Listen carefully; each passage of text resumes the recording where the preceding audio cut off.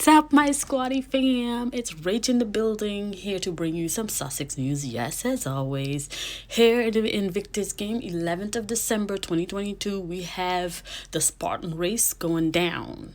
And that's going to be in Central Florida, and there's still spots available. If you're in the United States and Canada, you can go ahead and apply. I will put the link in the description box down below. And yes, these beautiful pictures are Duke was spotted, and where no other than the beautiful Hawaii in Pearl Harbor for Veterans Day. Thank you so much, Prince Harry, for dedicating your time and for your service and helping with healing of our veterans. Thank you so much for showing your respect. What a beautiful day looks like in Hawaii, as always. And who would not be so proud to have him as a husband, a dad, a son, someone who's always on your side doing good, not about the photo op. Look at this.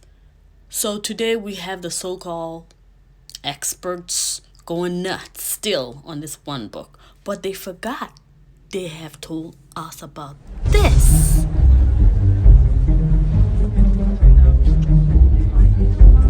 Well, I knew him as a young boy. He was a bit of a rascal then, but a likeable rascal.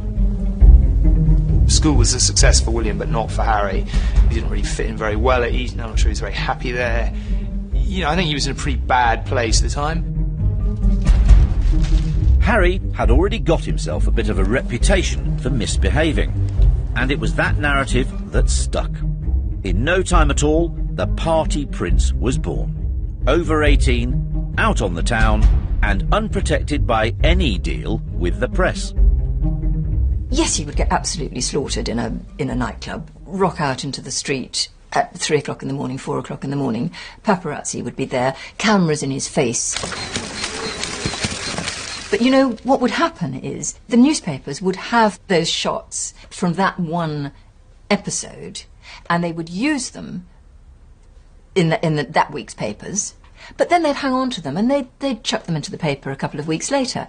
3 weeks after that. So his behaviour is being exaggerated by the way the press. Precisely. They'd already written the narrative about Harry. He was the wild child, he was off the rails, the complete antithesis of his goody two-shoes brother. At the end of the day, he was only a teenager, had lost his mum at a very early age, was rebelling. He wasn't the only one. Prince William was getting drunk quite a lot himself. Nobody seemed to report about that. So there was an image of the good prince and the bad prince, and Harry got labelled the bad prince. If the problem was Harry, as one senior courtier said to me, the solution was the army. But that wouldn't happen until he was 20, which meant the Royal Press Office faced nearly 2 years of Prince Harry as fair game for a hungry So you press. see, the outrage is not about anything else but the fact that the man removed his wife and family from a racially predatory and toxic work environment. Is that a bad thing?